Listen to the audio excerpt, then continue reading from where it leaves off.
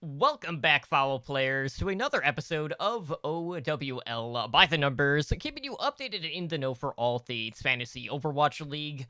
I am your host, Timothy Drunk, and tonight on episode 46, we're going to update you on all of the recent player movement in the Overwatch League. We'll be discussing Echo's impact following her Overwatch League debut in Week 13. And of course, we will preview some of this weekend's marquee matches as we let you know who's likely to come out ahead in those. So before we get into the news and introduce you to my co-host, let me just quickly take a moment to thank everyone who is joining us tonight on Twitch for our live show, and of course thank all of our repeat listeners out there. So as you guys can tell, we have the full crew here tonight. Back with us yet again is Boomer Bob. Bob, how are you doing tonight? Doing good, doing good. Yeah, glad to be back.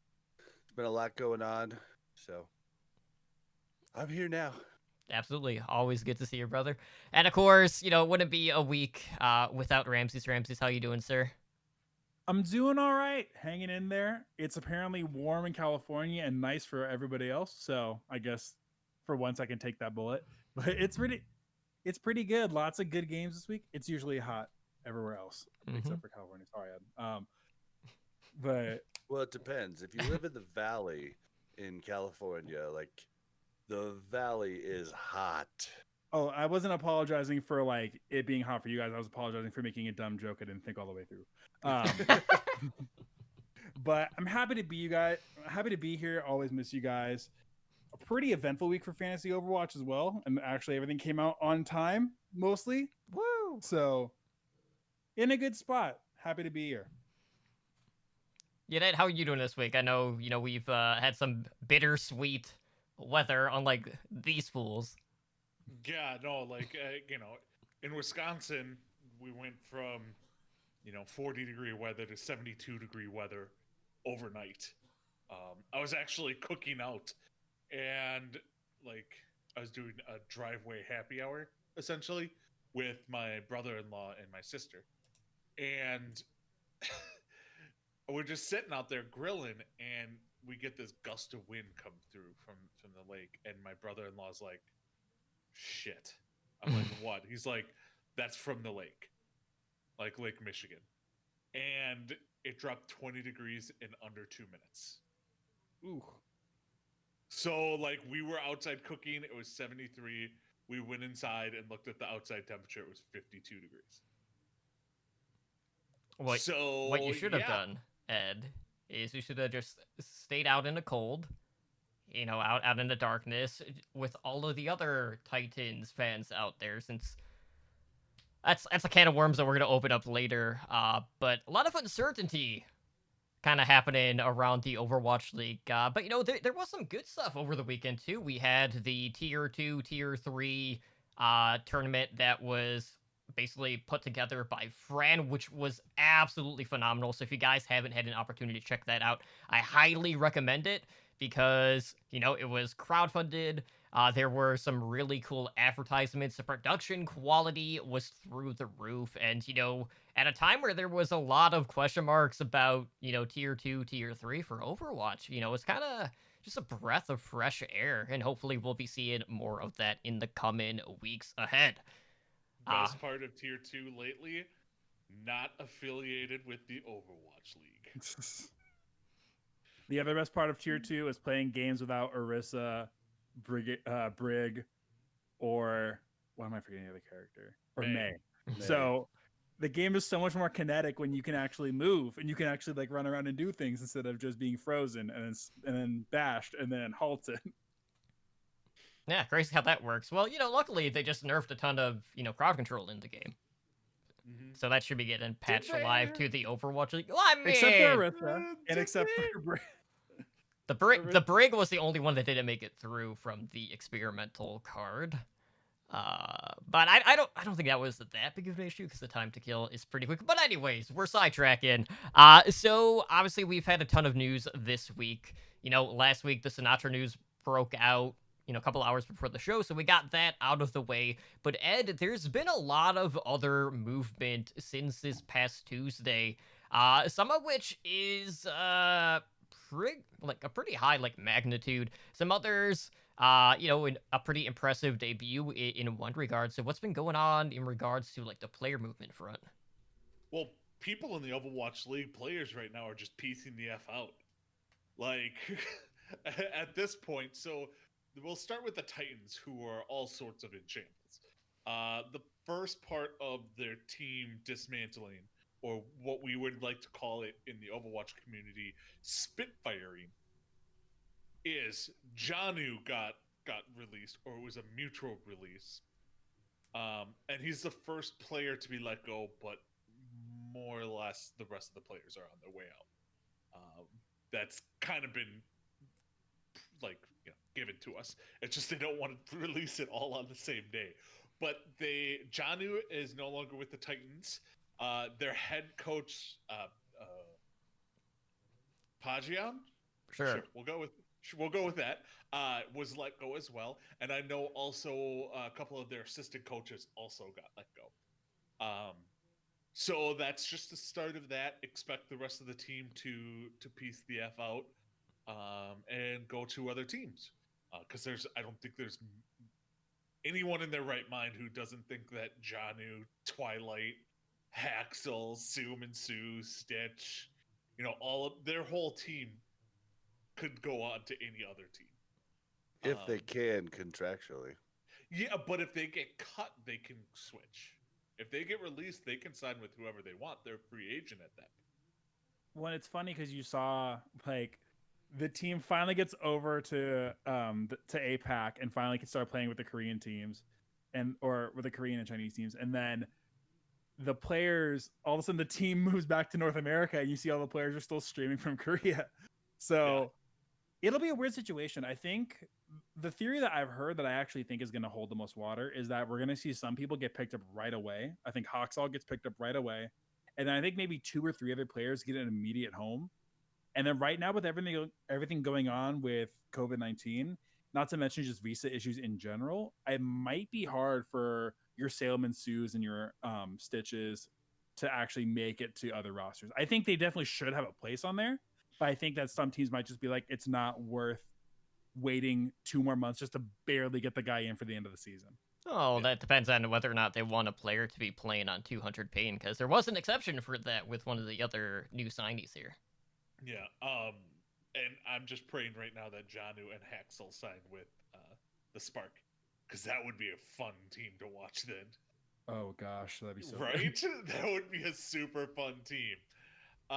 Okay, so the Toronto Defiance main support Kelix actually retired from the league.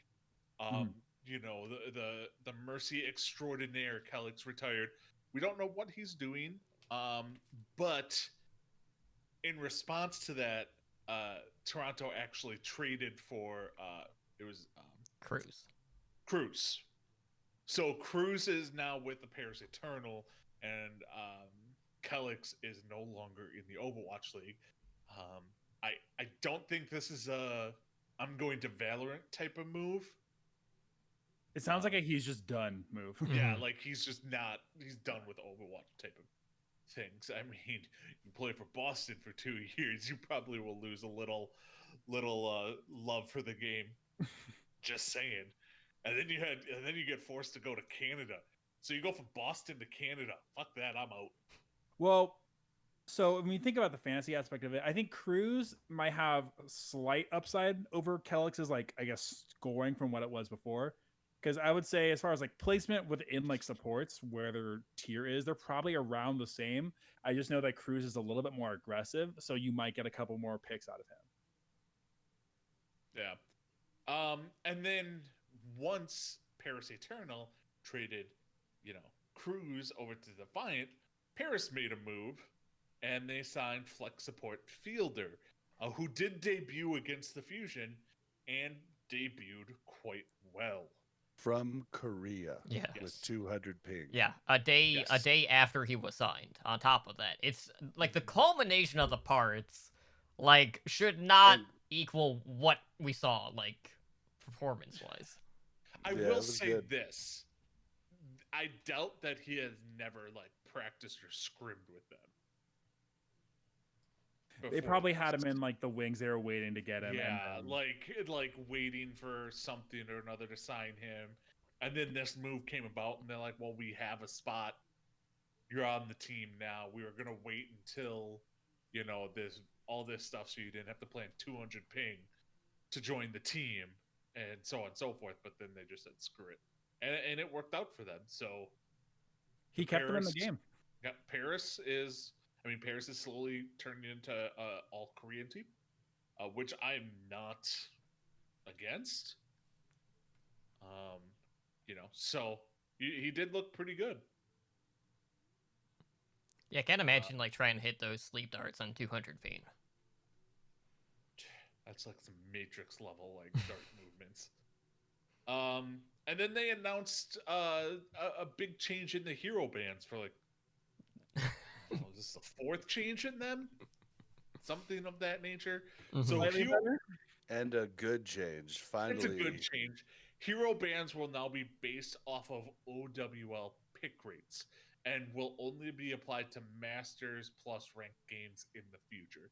So it won't affect gold. And also like heroes that were banned 2 weeks prior will have less chance of getting banned, so there'll be less chance of that flip-flop type Yeah, of you just meta. have a different Okay. meta every 2 weeks, but the same meta every 2 weeks type of thing. So basically, they're trying to shy away from double hit scan being banned every other week. Yep. That's good. Which is Yep. good. And it's good that I never really liked the idea for the bands and pools to be on the ladder. I thought if Mhm. it was going to be on the ladder, it should be player picked bands, because then you're getting data from your community on what people don't want to play. Mhm. I don't think it. I mean, there's been 4 different weeks since bands came out that I wanted to play some Overwatch, but I just didn't, because I didn't like the bands that were up, and that sucks. Well, it was not only that, but it was the combination of the fact that if you're basing it off of ladder too, there were a lot of weeks where they were essentially banning characters that really weren't that utilized in the Overwatch League level. Yep. So there was that disconnect on top of that. So, it's a whole other discussion about whether or not hero bans needed to be a thing at like lower levels in regards to ladder play. I know some people are feeling like hero pools being in the game kind of discourage people from one tricking or smurfing, all of that. But I don't think we ever really got to the point where, at like gold or plat in most situations, where there was necessarily like a defined meta to the point where I felt like there was a need to have a hero pool on a week-to-week basis. But it seems like we're finally getting to the station when it comes to where we wanted hero pools to be. So hopefully this is going to be the last adjustment that we're gonna have to see with this system, just because it's been a constant state of flux ever since they introduced it. So hopefully this will be kind of like the end all be all at this point. In theory, it should be. I mean, I don't know if it will be the end all be all, because I still think that they need to make tweaks to it, but this is definitely better. Well, at least there was more than 3 DPS hero options eligible to be pulled, unlike the prior system. Yeah, this like the complaint with basing it off of ranked too was that in ranked most people don't play the not fun heroes. So that was the big Yep. problem with like and in Grandmaster, like, you can't even do more than duo queuing, so no one's doing the team based 6v6 strategies. They're doing what wins with a duo group. Sorry, I didn't mean to cut you off there, but oh no, you're totally right. It's like the ranked environment, even in GM and Masters, is just so different than the 6v6 mentality of an Overwatch League team. So this is a better step in the right direction. I think the whole problem with hero bans, unfortunately, which I think hero bans is where we would need to ultimately go, is I just don't know if you're in a gold or plat game if they're going to be that much more beneficial, whereas they would be in like a GM Masters game and they would be in the Overwatch League. And then Yeah. this is a good way of doing this, where hero bans I think only affect hero pools only affect Masters and up.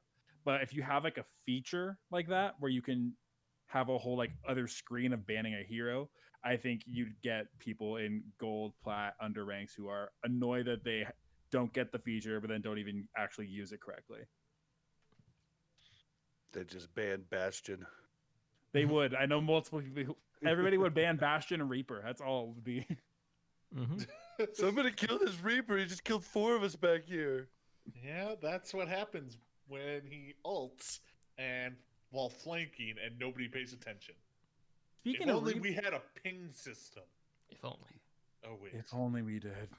OW2.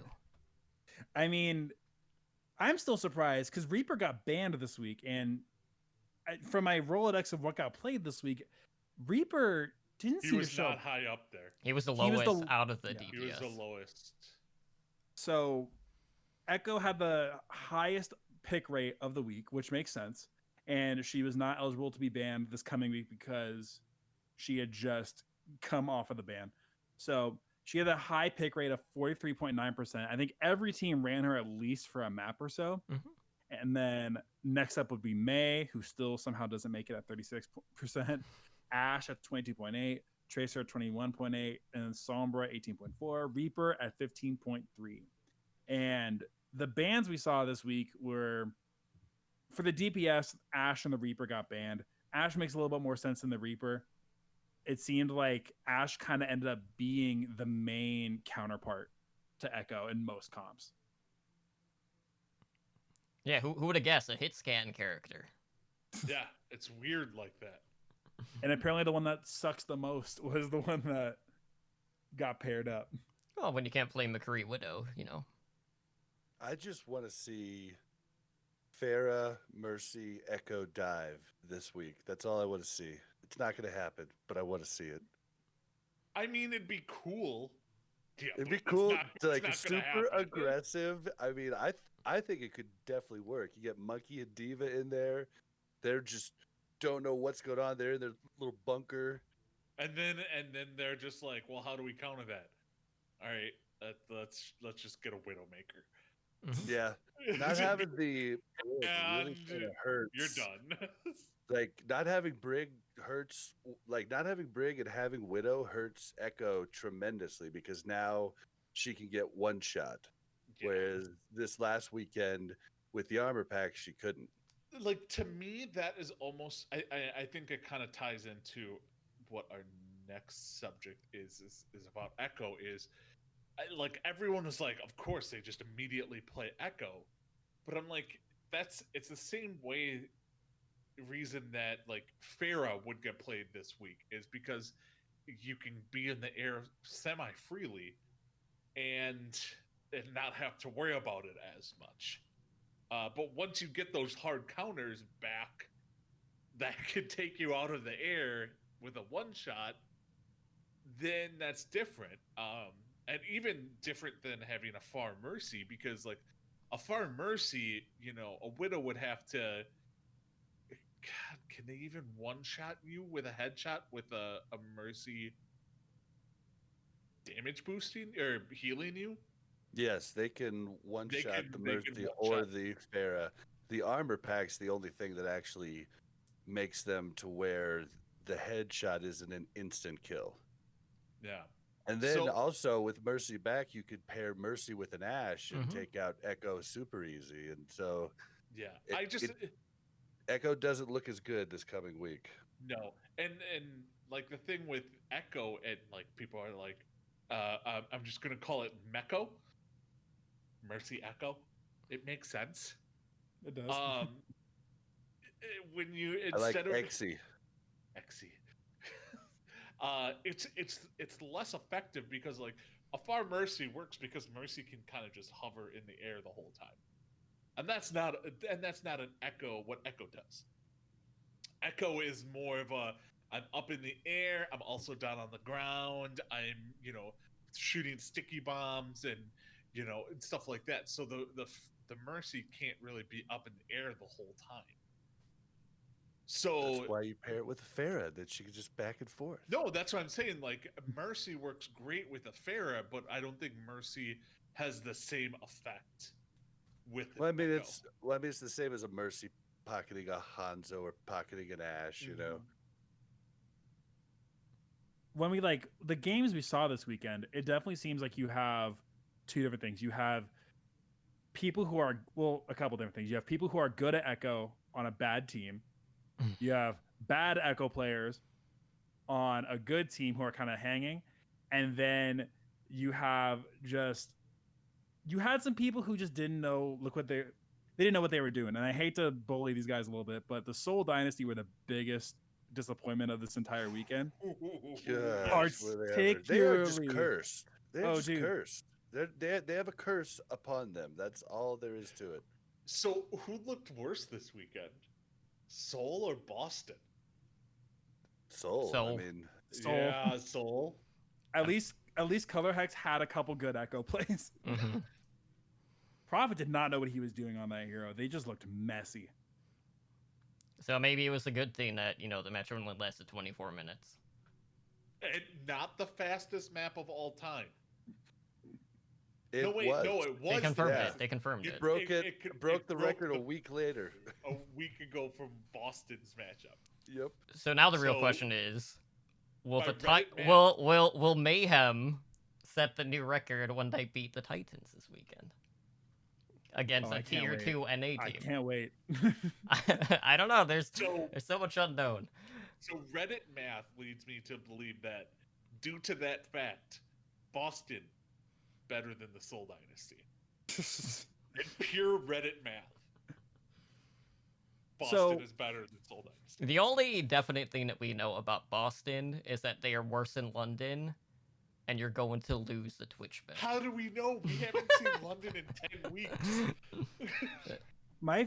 My favorite thing of this whole thing is that you have like some Echo players who just you can tell do not know what they're doing up there, but their team is carrying them. Mm-hmm. Like you looked at Shanghai, and I think it was Lip on the Echo who for the first like half of that game just looked just didn't know what he was doing, just like, flying.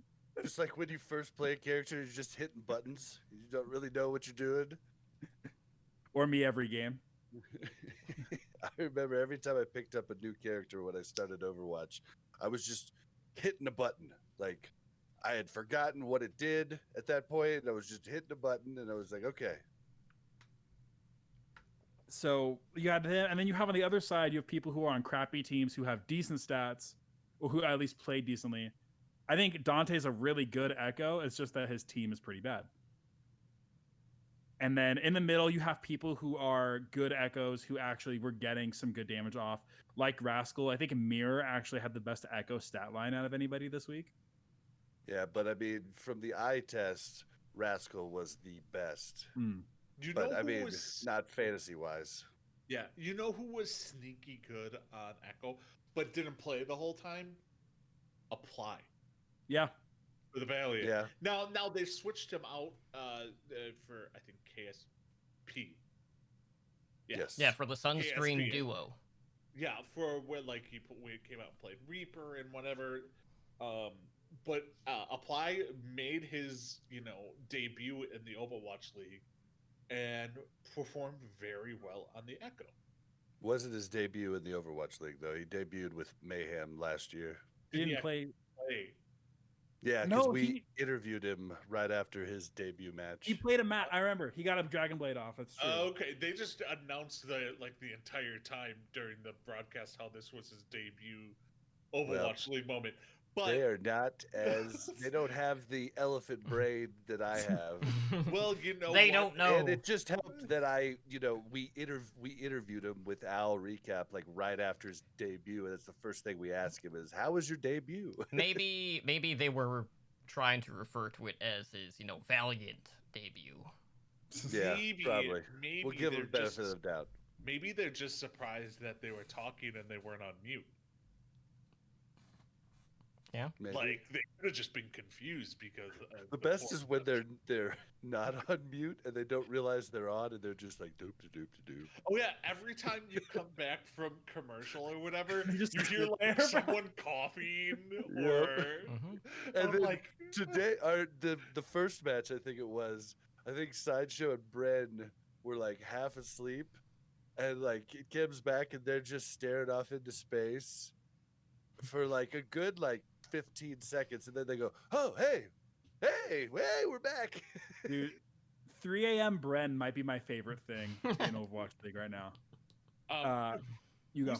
who's the guy with Hex? It's not like Day. It's ZP. no No, Isn't it? ZP's with Jake. Jaws. What am I thinking? It's Jaws. Jaws. No, it's Jaws. So the next commercial break back after they started talking for like a minute or two on mute, and he just starts mouthing words, and he's like, "Gotcha." I'm like, "Okay, well played, well played." Oh man, yeah. The mute button cracks me up because I use one constantly when I'm doing podcasts because I vape and so I don't want that to come through, and I rarely screw it up. Mhm. But it's hilarious that they screw it up constantly. I would be the freaking worst at it. Oh, I'd you'd be say horrible. 10 You, times Death a Blow. match. Mel is bad at it too.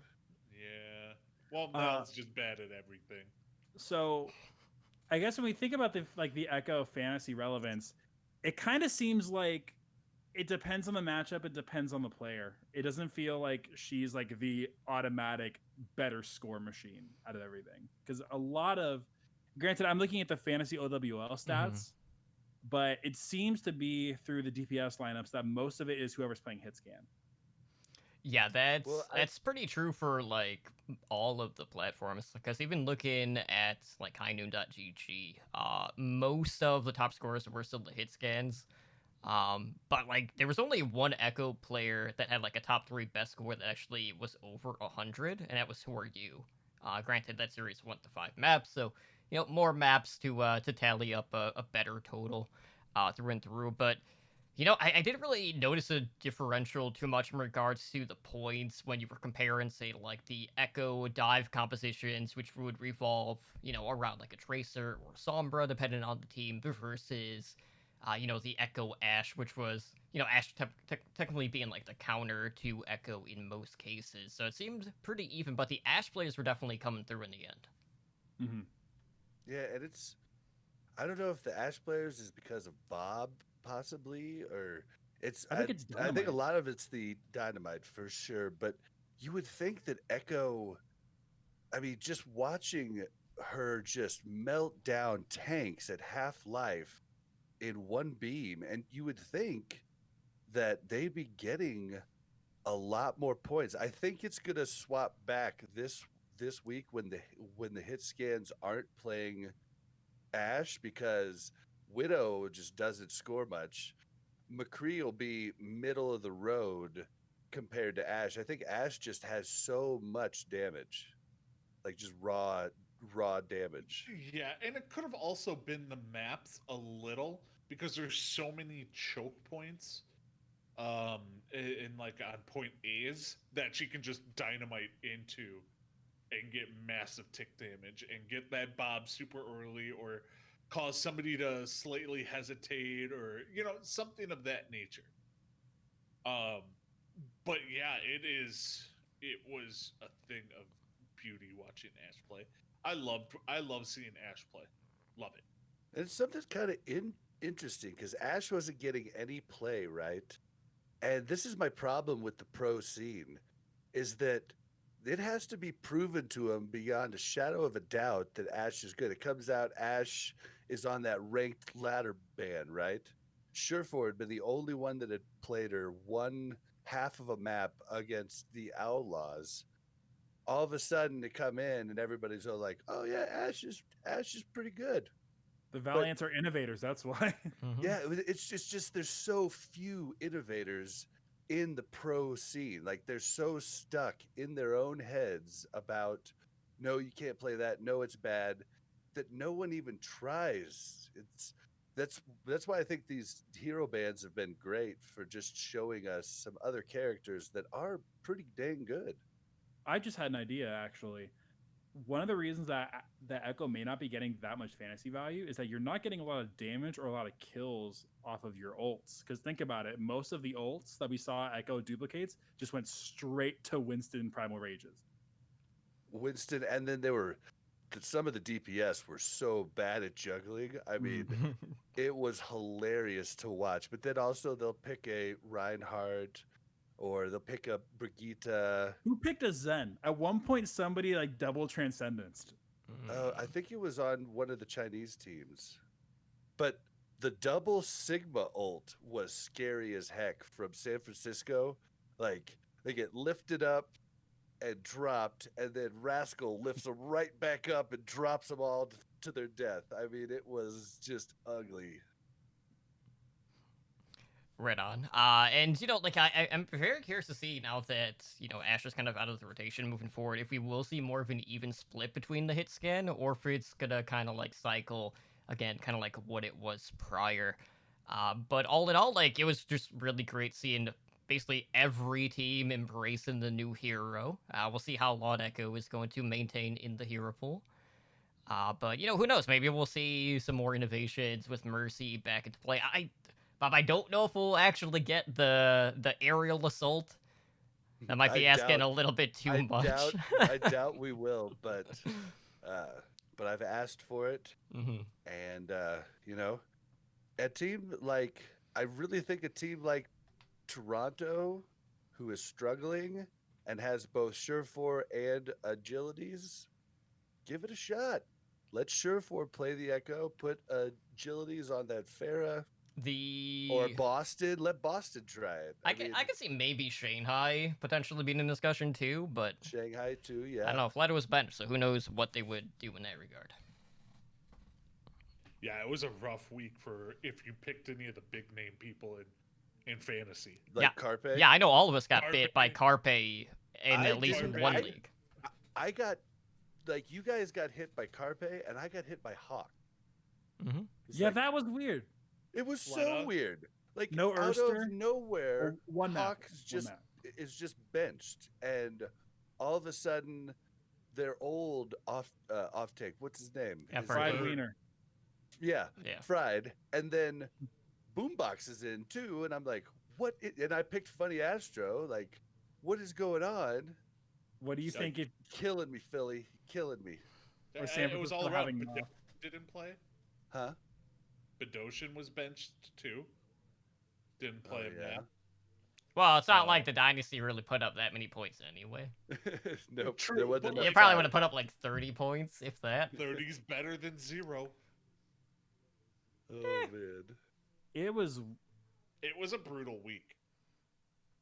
And honestly, I'm gonna go with this now.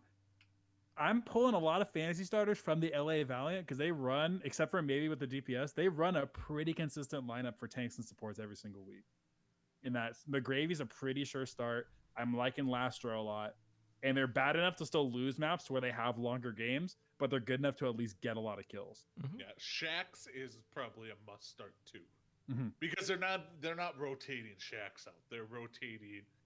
Well, up until today, they weren't rotating anyone. They just put a ply in on the Echo. And it was him and KSP. Now that Shax has proven himself to be one of the better, DPS players in the league.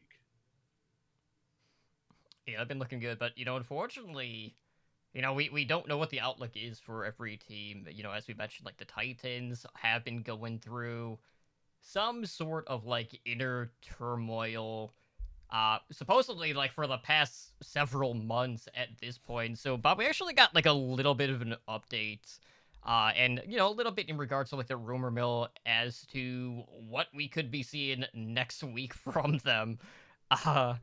So it's looking like Fisher might be the sole survivor in this case for the first time, rather than just being the majority of the blame. So that's a first.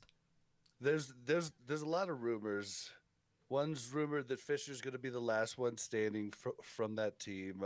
Another is that the Titans are, moving back, and they plan to field a team this week, and rumor indicates that they possibly are buying an entire contenders team, just like they did before, basically. Yeah, but who knows? Maybe this Just one not won't as even be in good. Korea. Yeah. Yeah, You're I not, don't you're know. not buying like the premier tier 2 Korean team.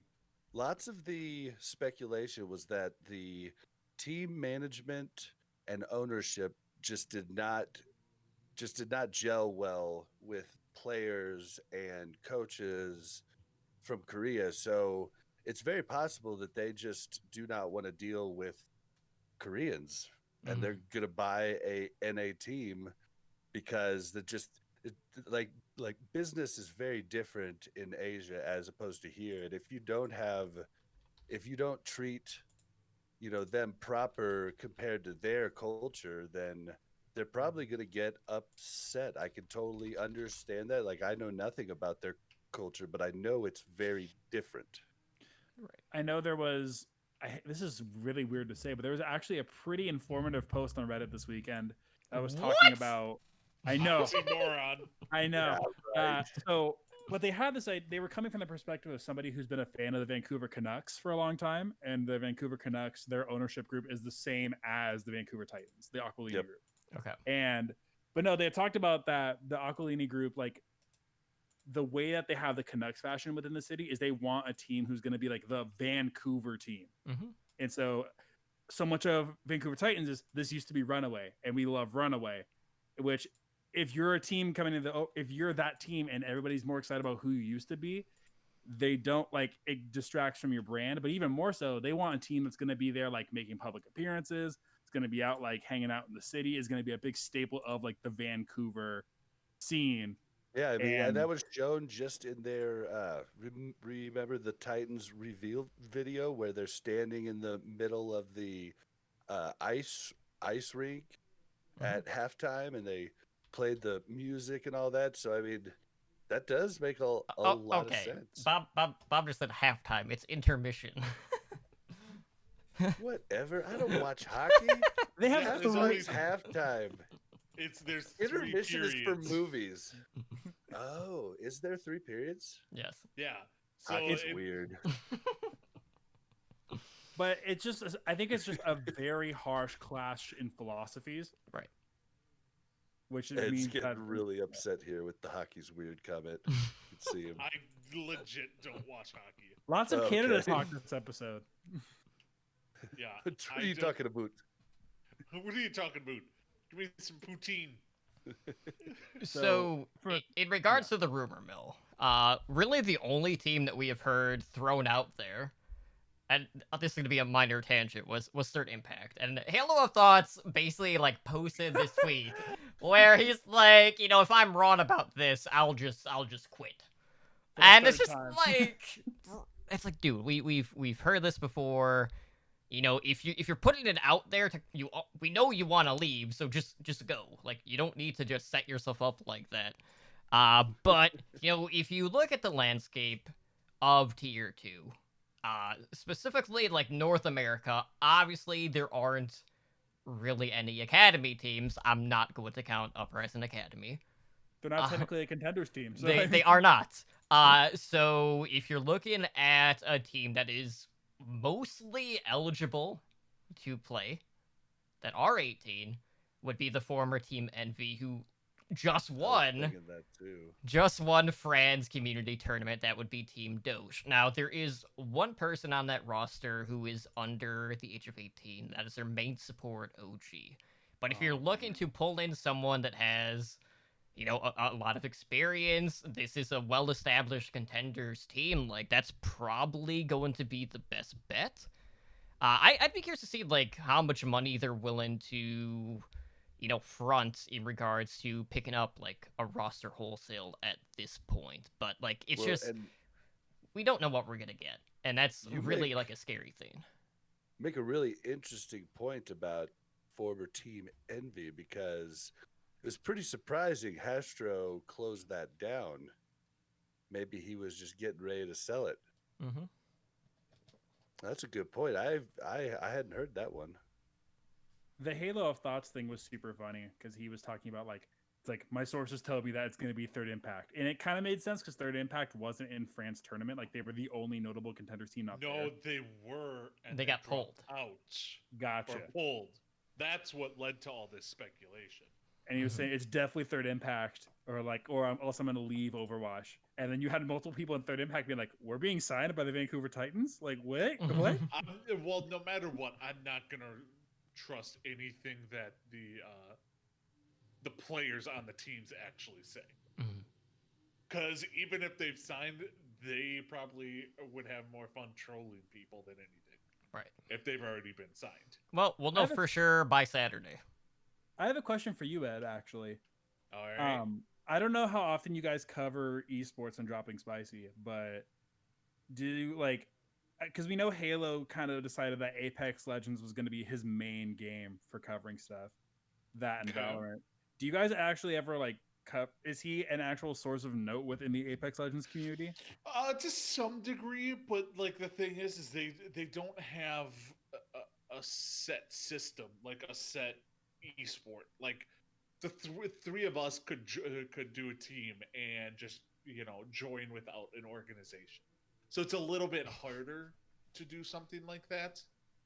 But yeah, I mean he's probably the most notable person who covers the Apex Pro scene to some degree. Basically, all I'm hearing from Ed is not that many people cover Apex. Yeah, although they have the viewership. Mm-hmm. Like, I think they had 54,000 people watching this weekend. That's pretty good.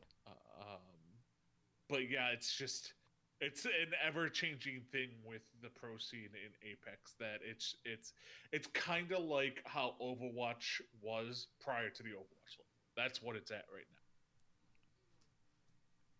But yeah, there's not a whole lot of people that cover the pro scene.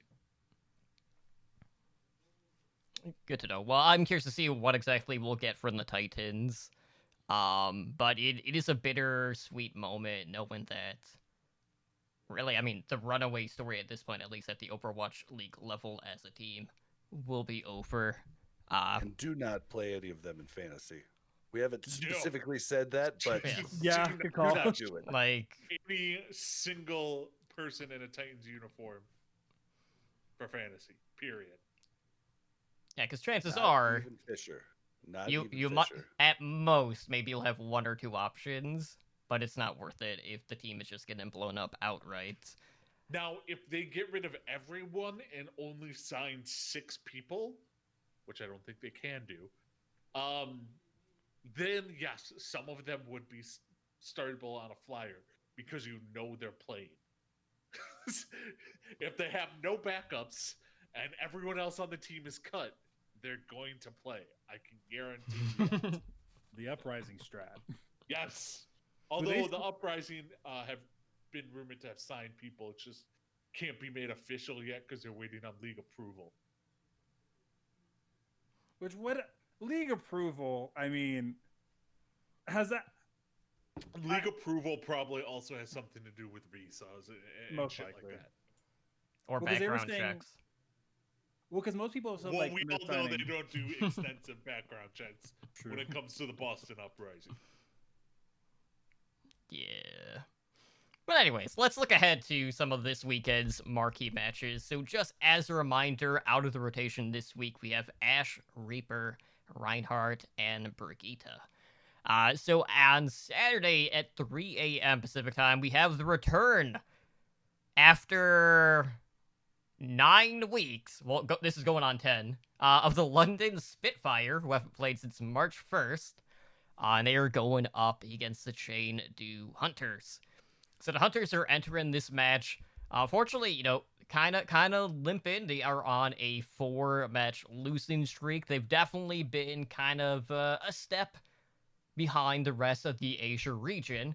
Luckily, though, to some extent, we've seen some other issues, kind of rising up in some of the Korean teams. So, maybe they're floating back up towards the middle of the pack yet again.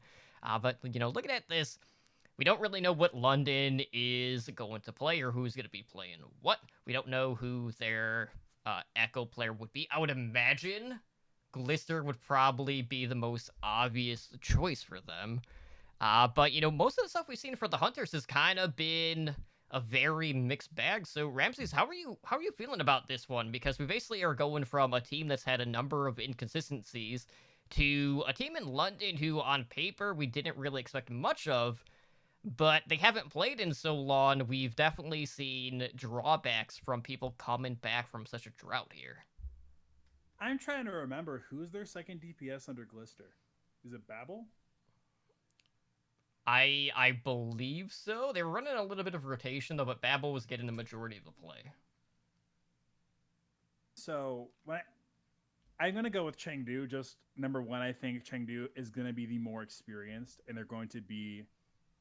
I'm sure that London's been scrimming this entire time. It's not like they've gone 2 months without playing Overwatch, but I think Chengdu is gonna be fresher, and now that. What was it? Now that Almung actually has a good Winston that he can play as well. Mm-hmm. I think Chengdu is going to take it. What do you think, Ed? I mean, I would have to go with Chengdu on this one. We talk about Glister possibly being Echo, but honestly, we don't know what's going on with this team. We don't know who he's going to be playing. We don't know what tank lineup, what DPS. Like, I don't think they've even played since Hero Bands. Or hero pools. No, it's week 4 was the last one. Yeah. So we just don't know what to expect from this team at this point. It's basically like everyone else has been playing for 10 weeks, and then these guys are playing on week 1. Mm-hmm. And I just can't get behind a team like that. And it's not like London was top notch before. They had flashes of. They had flashes, yes, but I don't think they were top notch. Yeah, I mean it's worth noting really quick that the wins that we have seen from them were in map 5s. They beat Justice, Outlaws, and I believe Mayhem were the other team. They gave New York a run for their money too. Yeah, it was during the opening week. So, I mean, I'm still going Chengdu on this one. Probably 3-1 would be my guess on this. Yeah, I'm curious to see whether or not London can just maintain, what momentum they had, because they were a little bit above a 50-50 team. I want to say they're 3-2 so far, but being off for 10 weeks can definitely be a killer. So hopefully they were able to stay motivated during that, drought of not really seeing any play, but who knows? The Hunters have been kind of all over the map at this point. I just hope that we can see a bit more consistency out of them moving forward, because I would hate to see Hunters kind of being the Chinese team that is constantly falling behind, since more times than not they were kind of being shown as the innovators. But moving into the NA side, at 12 p.m. Pacific time, we have the Paris Eternal going up against the Los Angeles Gladiators. So, this is another pretty close match, I'd say. We saw, Fielder coming in for the Eternal, making immediate impact, even playing on 200 ping. Mir had a pretty good Echo showing this past weekend for the Gladiators. And, for the most part, Eternal seem to constantly brain, the top teams, or at least the Fusion in this case, the distance. But, unfortunately, they've only been able to close out the series 1 out of those 3 occasions. So I would say on paper, this is probably going to end up being one of the closer matches that we'll get. But, Bob, who are you going to favor in this series? I'm going to favor the Gladiators.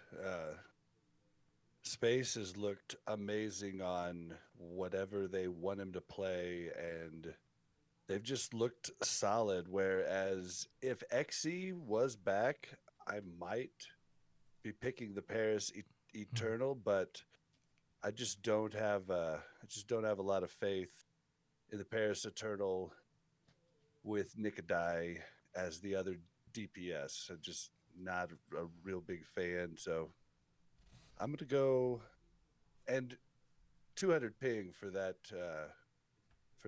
support. I don't know how long that can that can sustain. Mhm. I could imagine them just if they dive him every single game because he can't react quickly enough. Yeah, that's what I was thinking too. It's a good point. I didn't think about that because I'm feeling pretty partial to Paris just because I think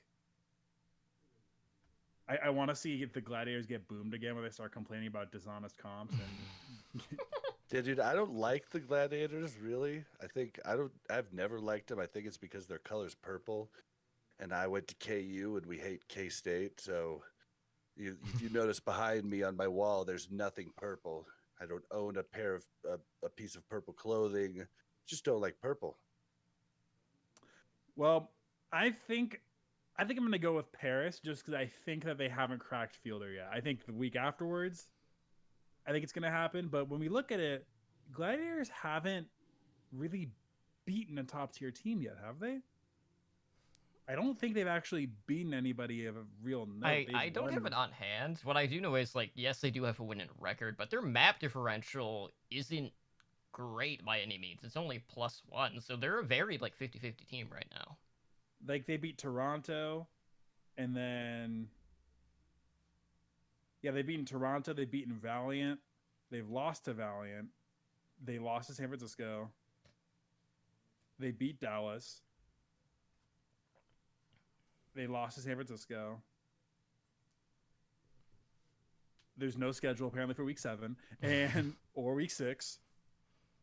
And then so they haven't beaten a top team, and I think Paris has shown they can compete with that top level. I think Paris is gonna make this game way closer than we think. I think they're gonna win it as long as Nico doesn't throw. Yeah, no hovering over the rooftops and getting picked off. When I saw that, if that was so obvious, it was accidental. He just got just a smidge on the other side of that roof, and he was like, "No, Yeah, no, he just no, glides. no, no, no, no, no." Womp womp.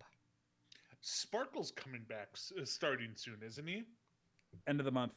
End of the month, like March Soon. 20th or something. Well, it's May, but It's that's another it's- point. It's pretty soon. It's like a month, maybe.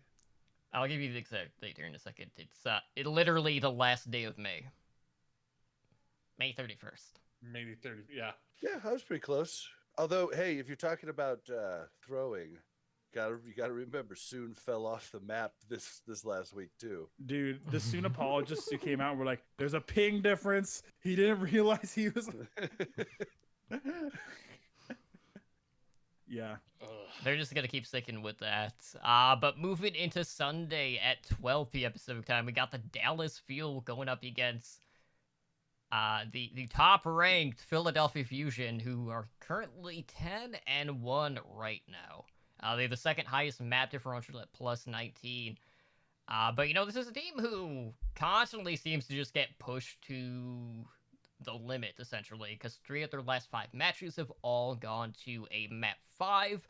But Fuel, Bob, have been on a little bit of a hot streak. They've won 4 of their last 5 matches here this season. So, we've seen some better looks from the Fuel here recently. How are you feeling going into this match against the top team here? I actually think Fuel's gonna win, which is really weird to say. Fuel is just as good at, with thinking back over Philadelphia's history, they're like the king of the hill control point masters. But Fuel have really become really good at king of the hill also. And since they both seem to like to go to map 5s, I think that, and especially if Carpe doesn't play, I think Fuel is definitely going to win this. Now, I'd love to see Carpe versus, after seeing Carpe versus Baby Bay and how exciting that was, I'd love to see Carpe versus Decay. Mhm. But I think Dallas has a very slim chance here. I'll go 51-49. Yeah. I actually like this matchup.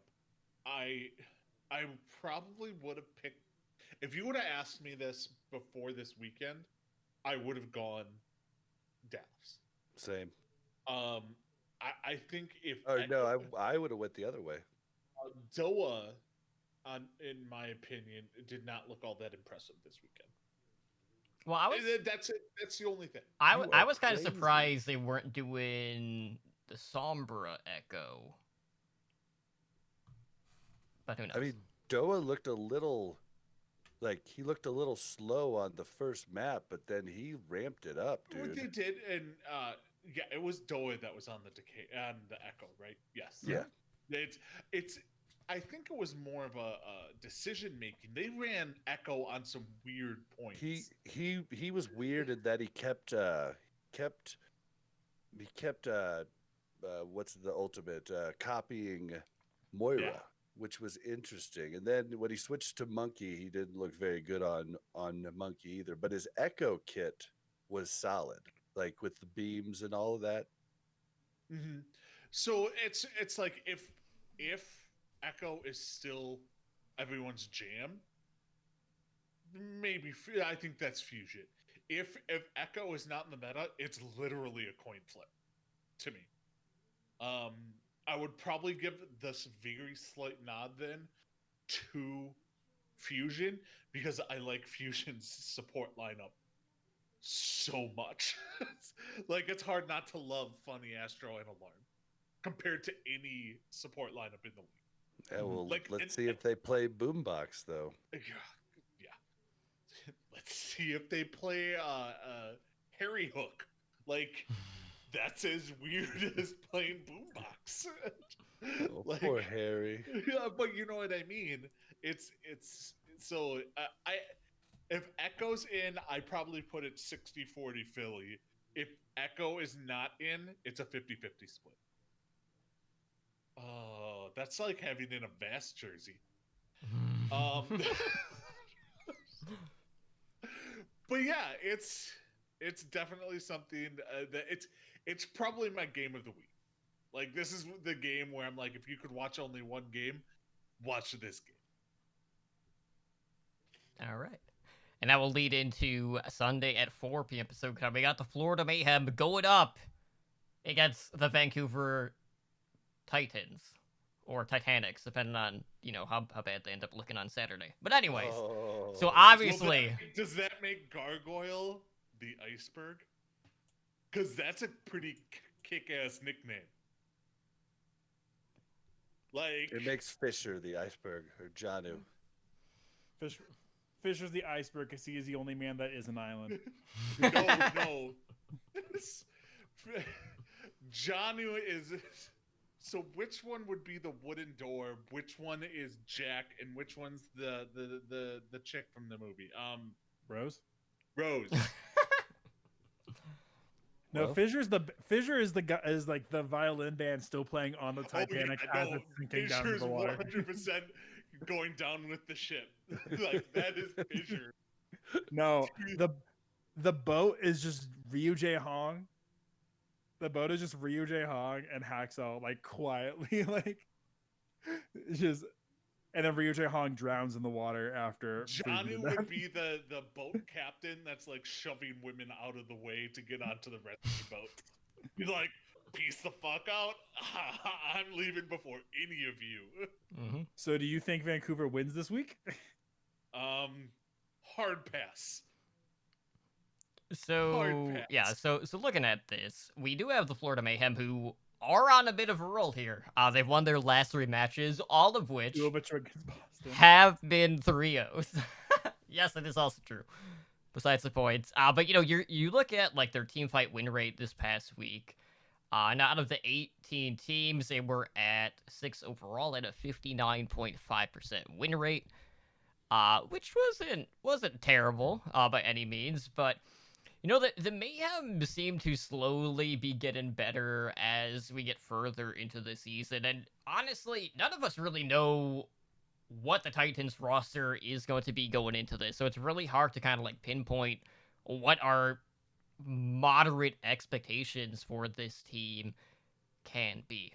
Now, obviously, outside of this, there's been a lot of discussion about like scrims in regards to tier 2 teams beating Overwatch League teams.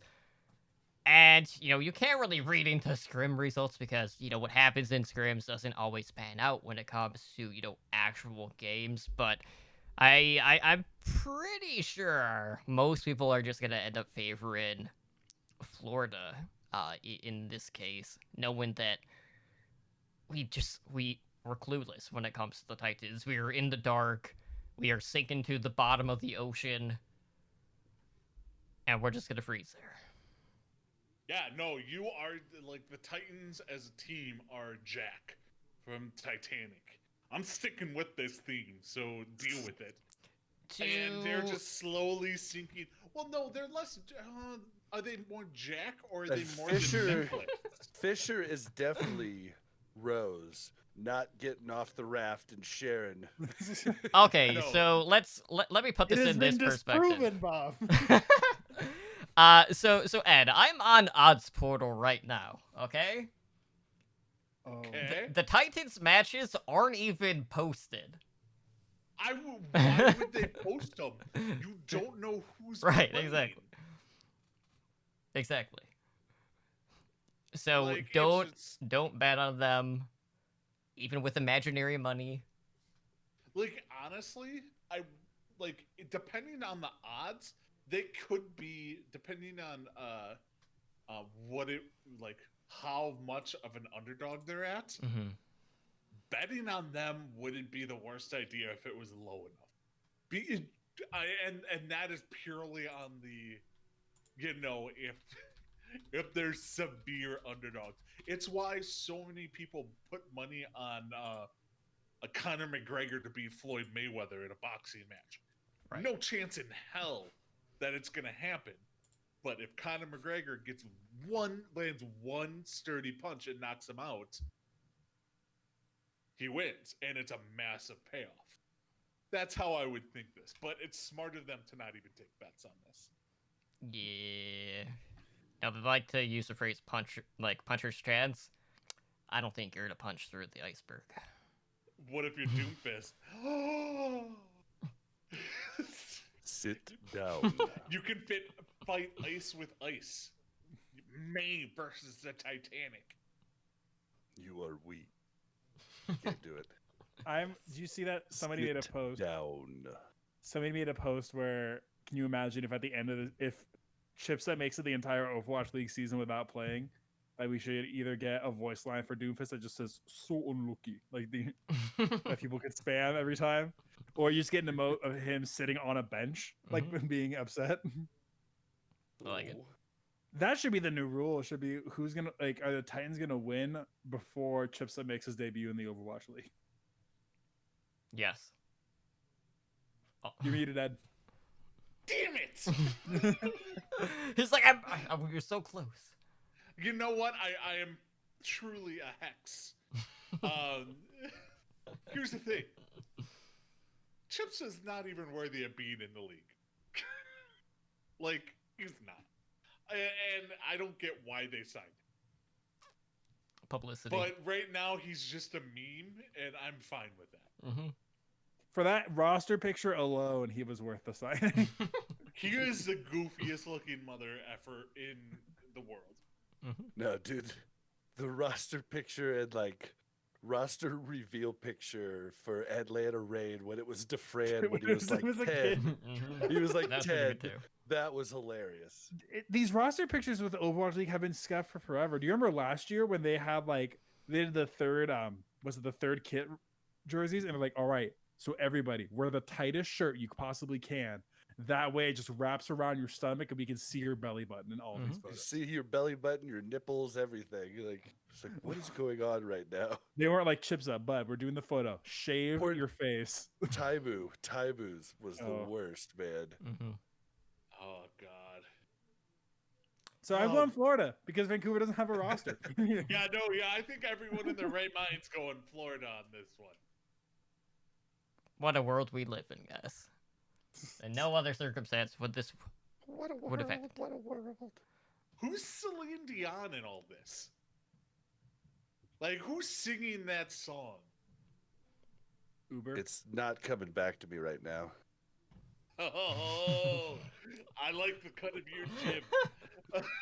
That was well played. Ramses, no idea what's going on right now. You goddamn millennial. It's all coming back to me now.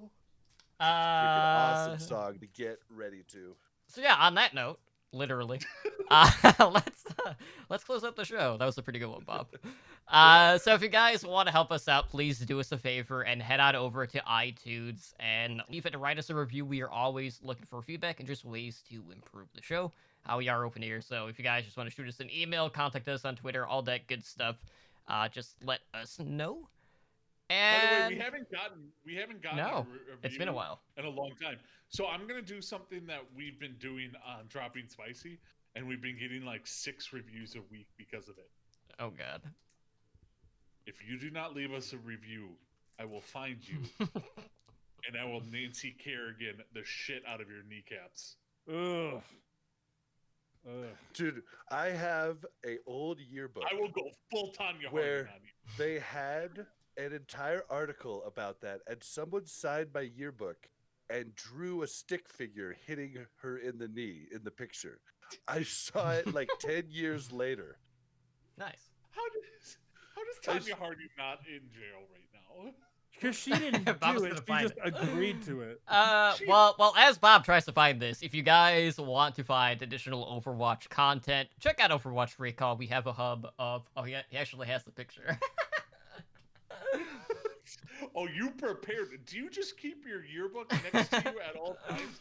'Cause I've got- that's just weird I've as got shit. 3 of them right here, but don't have the senior year one. But anyways, Because you weren't there. yeah. So if you guys want to find additional Overwatch-related content, check out Overwatch Recall on our website, and then every Sunday we post a weekly recall, which has a listing of all the prior week's episodes. So follow that over on Twitter at OW Recall. And of course, if you guys want to support us, Ramses, there's ways to directly support us. So why don't you let them know about our Patreon that we got? For sure. If you want to lend some additional support to the network, you can do that by pledging to us via Patreon. Tiers start at just $1 a month. And we have a lot of great stuff for you guys on there you get by becoming a patron. You can find all of it at patreon.com/OWL network. And there you can join the likes of our master and above patrons, including Daniel, Owl, Kesha, Agent Life, and 044, and helping make our network grow and just helping stuff work around here. Yeah, with every donation, we can increase the likelihood that Ramses doesn't fall into the abyss on the show. Right? You're done- Maybe we can pay his GD electric bill. Your We can donation, turn out a light. your donation fund Ed driving to non-reviewers' places to cut people's kneecaps. to Tanya Harding people. All right, I'm fine with that. So with that being said, Ed, why don't you let our listeners know how they can contact us? You're gonna be muted. I was on. Damn it! This is not my night. All right. So you can reach us through email at contact@owlnshow.com. We are on Twitter at OWL by the numbers. We do have a website that you can come to, and that's www.owlnshow.com. We are on YouTube at youtube.com/Overwatch League Network. You can come over on our Discord and join us over there at discord.me/OWLnshow. And then we are streaming presently live on Twitch at twitch.tv/OWLnshow. We are a Twitch affiliate, so help support the show by subscribing to our channel and earn our network emoticon. Our podcast network does stream pretty regularly. So on Mondays at 7 p.m. Pacific, we have the Overwatch League Network. On Tuesdays at 6 p.m. Pacific, we have this show, OWL by the numbers. On Wednesdays at 5 p.m. Pacific, we have the show Totem and I do, Heroes Never Die, which tomorrow we have a special episode where we're joining forces with Overwatch League Network and doing one joint podcast. So that should be fun. And then on Thursdays, Totem and I do a Hearthstone Battlegrounds podcast called Tavern Tales, which airs at Thursdays at 5 p.m. Pacific over on twitch.tv/Tavern Tales HS. Get in here. Get in here. All right. You know what is the return of today? Yay! Random questions. Oh god. Since it was May the 4th Right. yesterday, it has to be a Star Wars I- question. I never would have guessed. Yes. What was Yoda's original name supposed to be on the script? On the script. Like when they first, like the very early name, what was Yoda's name supposed to be? Why could you ask about Well- Skywalkers? Well, Yoda was still in the title, wasn't it? No, Yoda was not still in the title. Well, it's a wide known kind of fact that Yoda was originally supposed to be a monkey, and it was supposed to be Yeah. played by like a live action person, kind of like Planet of the Apes style, and then they changed it. But originally, in the original script, was something other than Yoda. It's not What? Yaddle, is it? Because I know they use that name for another character. Yeah, Yaddle was in the prequels. I'm Wish pretty. you would I'm have asked pretty. me what Luke Skywalker's name was going to be originally. I don't know So what I it is know that one. offhand, Ed, but like I'm pretty sure in both guesses, well, what Ramsey said and what the actual guess is, they still ended up using that name for something else. No, they did not. It's perplexing, isn't it? All right, how about a hint? She was a vampire slayer in the 90s. Buffy. They were gonna name the character Sarah Michelle Gellar. That's weird. Yes. Buffy? Yoda's original name was supposed to be Buffy. Thank God they changed that. See, and this is why you need someone to edit your ideas. This is why George Lucas needs an editor, or else we get stuck. Do you guys know what Luke Skywalker was originally supposed to be? I've heard it. I can't remember it off the top of my Luke head. Starkiller? Starkiller. Yeah. Yep. All right. So you can find me personally on Twitter at Edinar83 or on Twitch at twitch.tv/Edinar. Let's see who's next up on the list. Bob, where can they find you at? You can find me and everything I do on my Twitter at blazin_Bob. That's BLAZZIN_BOB. What about you, Totem? We can find me on Twitter at TerminallyDrunkCTR. Also on Twitch at twitch.tv/TerminallyDrunk. And I do have a new podcast out about scary movies. That is Handle with Scare. So that's on all podcatchers now. And also at handlewithscarepod.com. But Ramses, when you close this out, where can they find you on the social media? You can find me at Ramses_OW, and you can find my show at PushPointPod. And I'm always happy to be here for Fantasy Overwatch League. I'm happy that at least with the current schedule, it's a little bit more consistent, and like we know 60% of what's going on instead of just like knowing 40% and having to call at noon whether or not we're gonna do the show. So Yeah, it's definitely. It was a little soured on the fantasy, but now that everything's just basically daily or weekly leagues, you know, it's cool. I'm actually more cool with that and think that maybe that should just be the future for a while. I agree completely. That'd be fun. you go. Oh no, I was just gonna say one other thing. I know we talked about doing a Goofy movie watch along, and I'm gonna put you guys down for a date. Please. Saturday, May 16th. I mean, it's not like I'm gonna be anywhere else. Not this Saturday, the following Saturday. Oh, I know. All right, you just have to make sure you like just get the time to be like at least a couple days prior. You know what day that is? Saturday. Nice birthday. Yay! Oh, happy birthday. Yay! So we're gonna get drunk and watch a Goofy movie live. Okay. I will note I do podcast at 7. Well, you know what? You're gonna join us after that. Oh, I will. Have 2 mics. 2 mics. It's easy. Cool. Yeah, I'm okay. down. So yeah. We'll So we'll look can we forward to that. watch Jay and Silent Bob return. That'll be goofy. But it's not a Goofy movie. Or an We're extremely just goofy literally movie. talking about Oh. the movie, a Goofy movie. We're not watching about. Disney Oh, Plus. God. We're going to Okay. watch a very goofy movie. Oh boy. Wow. Oh, Wow. God, You know you that lived up to Boomer Bob.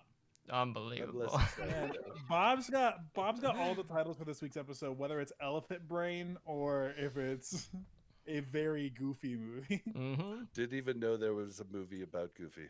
There's 2. What a world! What a world! And on that note, Our line. now that we can't hide our shame anymore, let's let's close down the stream. You guys take care. Have a good night, and we'll see you back tomorrow for Heroes Never Die. Later, guys. What a world! What a See ya. world!